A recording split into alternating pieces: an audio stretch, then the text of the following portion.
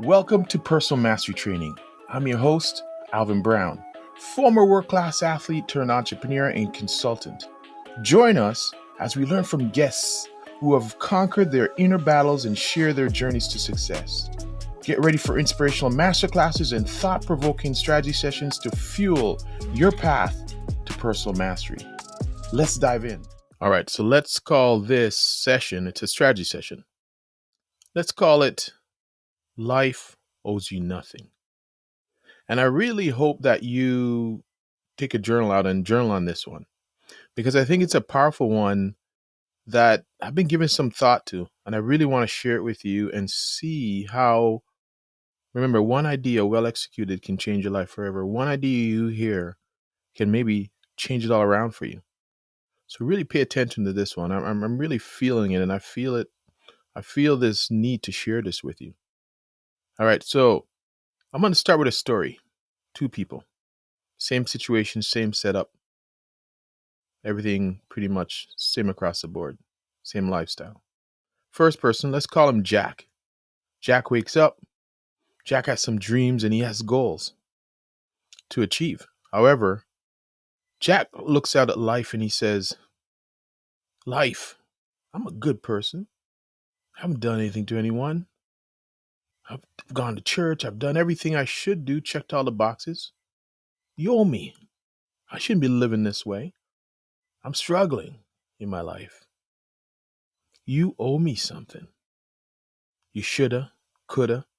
It's supposed to go this way. Why? See, the word why is so debilitating because sometimes you don't know why things happen that way. They just are. But that's when we believe life owes us something. Life should. We're good. Shouldn't we go to heaven? Shouldn't we live a good life? Look at those people. So Jack gets up and he entertains these thoughts every day because I am good. I do good things. I'm good to people. I'm nice. I follow the rules. Why am I not living the life I want to live? Now we flip it and we start talking about Jill. Jill wakes up. Same thing. But she goes to life and she says, Life, you owe me nothing. My destiny is in my own hands. So she gets up, gets ready, charges out the door, ready to work hard for every inch of her dream. She's ready to go at it without any emotions because she realized that life owes her nothing. You see where I'm going with this? See, here's the thing. We've all been sold a story, if you think about it, right? The storybook, especially back in my day. You're going back into the late 60s and 70s and growing up through that era. Man, what a different time it was. That storybook was very apparent, right? It's been sold in movies. It's been seen on TV, read in books. You know, the hero comes to save you, white knight, all of that kind of stuff. You know, good guy wins at the end. The good guys always win, right? They always finish first. You know, just be good. It's going to work out. You'll persevere. You'll win. The end, the movie happens. You'll have all the love and the partner and everything you're fighting for is going to happen.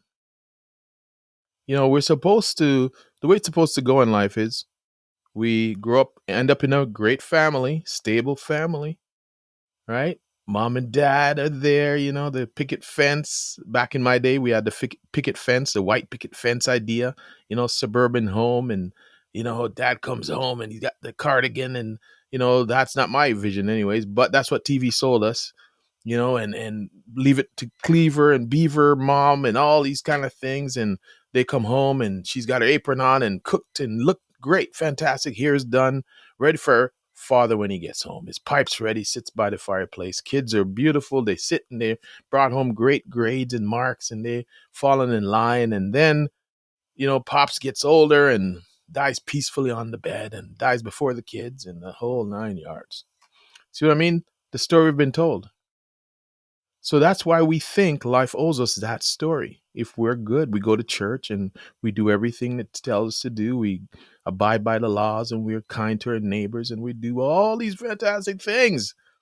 Then why does shit things happen to us? Why does it happen to us? We're good, right? And we're supposed to grow old, die before our kids. All of those things are supposed to be the way it is. Life owes us that. That's what we're told. These are the things we should expect. It should be automatic. We should go to heaven for all of this good stuff we do and spend eternity in this bliss. Well, I'd question that. Right? When we pull the curtain back and look at it, at life itself, think about your life. Weren't you a good person? Haven't you been a good person? You even served and did everything you're supposed to do. And you get back and life isn't exactly the way these movies and the books tell you it's supposed to be. We're on our knees every day and we're, begging. I believe, though, when we can start to pull the curtain back on this myth, get off our knees, stand up, brush ourselves off, start removing the expectations, the emotional baggage from years of just waiting for someone to come save us. Because we know we've been beaten down, we deserve better than this. But you soon realize it continues to beat you down, no matter how good you think you are. I'll go to my sons, my family. My family means a ton to me. My fourth son, the fourth in my line, he ended up getting autism. And we're dealing with that now. And he's 18 years old and he's nonverbal, neurodiverse. We're dealing with it. It is what it is. I had a niece who passed away at 15 years old, cerebral palsy. Again, that taught me that it doesn't have to be that way. You don't have to have children and they come out quote unquote perfect. Life owes us nothing. And then my oldest son now, he's dealing with a health challenge, 30 years old. A very grave health challenge. Again, made me think about life owes us nothing. Shit just happens. Why? Why did it happen? Who knows why? Again, it's the most debilitating question that you can ask yourself because there is no answer. That's when you ask why, it's because you believe life owes you happiness, success, health. Come on, I'm good. Right? So when you can start to let go of that, you start to then go, life owes me nothing. I can find peace in this madness called life, this unpredictable, unscripted madness called life. When I let go and realize it owes me not a damn thing, I got to go and make my way. I got to fight and claw like hell to achieve this happiness in my own definition of it, my own sense of personal mastery.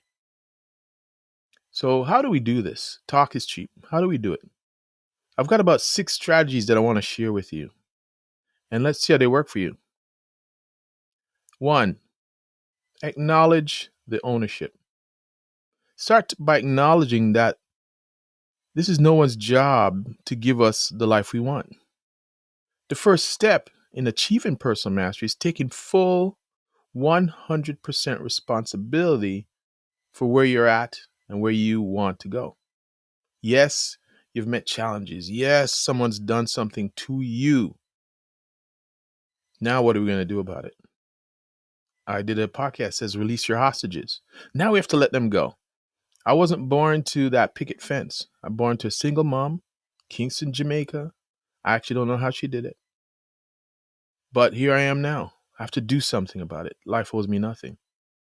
Number 2, shift the focus. Instead of focusing on what life should be giving you, shift that focus to what you can give yourself. As Jim Rohn says, for things to change, you must change. For things to be better, you must become better. What action can you take today? What skill can you learn? What relationship can you build or improve on to get you where you want to go? Shift the focus. Number 3, embrace the grind. There's beauty in the struggle. Building grit and resilience comes from working through challenges, not avoiding them.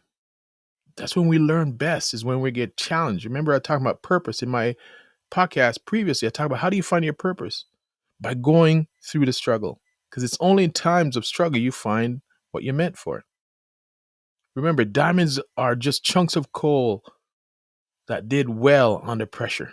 If you allow it, if you surrender and let it put the pressure on you so diamond can come out. Number 4, cultivate mindfulness. In the pursuit of our goals, it's easy to overlook the present moment. Practicing mindfulness keeps things in perspective, keeps you in this moment where only now is when you have power. Helping us to appreciate what we have while we chase what we want is the present moment, and you get the power. So cultivate mindfulness. Number 5, chart the path. Set clear, actionable goals. Break them down into daily tasks. Life won't lay out a path for you clearly that you can just step by step, but you can certainly create one for yourself. That's the beauty actually of it, is that you are not predetermined. You can change your goals, you can create, but you have to start somewhere. I know some people don't believe in setting goals, but I don't know how they don't, because they set them anyways. Because every day you wake up, there's something you want to achieve. But go bigger. Don't be afraid to fail forward. Number 6, expect nothing. Appreciate everything. When you stop expecting life to be a certain way or someone to come and save you, you're free to appreciate the way it actually is. When you get something, you become grateful because you didn't expect it. Gratitude turns what we have into enough and more. You feel me? So those are the 6 strategies. Acknowledge your ownership, shift the focus, embrace the grind, cultivate mindfulness, chart your path, and expect nothing. So in closing, what if we just accepted that life owes us nothing? Do you believe we can finally let go of the waiting for someone to come save us and get your ass up and get going? That's what I did. When I realized no father's coming to save me, no white knight, no one, why did it happen to my family? Why? It is what it is. Some people have said to me, Alvin, you guys don't deserve this. Well, who does? Right?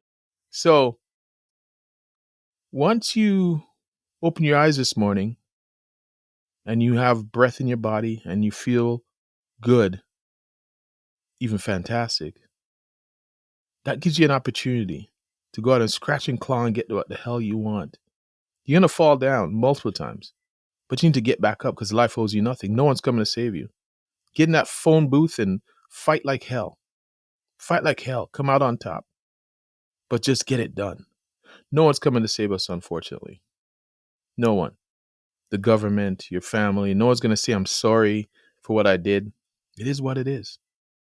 That's a quote my son always says now. It is what it is. He's doing great at this point, and he's shown me what truly life owes us nothing is all about. So, my friends, this is a powerful episode. I hope you found it powerful. It was powerful for me to even think about it and conceive it and then write it and put it and share it with you. Because now I can free myself, and I'm hoping to free you. I see so many people I coach and I help who somehow think it should be different. Life owes us. Why not me? Why not you? And what can you learn from the struggle? As long as I have a breath in my body and I woke up this morning, I'm grateful because life owes me nothing else. I got to go get the rest. All right. If you know somebody that could use this episode, please let's build this community. I'm out here building. I'm out here. There's a lot of opportunities going on for me right now that I want to take advantage of, but I want to make sure it's certain first. But if you know someone who could use this, don't keep it to yourself. I advise you, I implore you, I encourage you to share this episode. Let's build this community. If I can help you, let me know. Free compatibility call. Hit the link and we'll make it happen. All right. Until next time, be relentless in your pursuit because life owes us nothing for what I call personal mastery.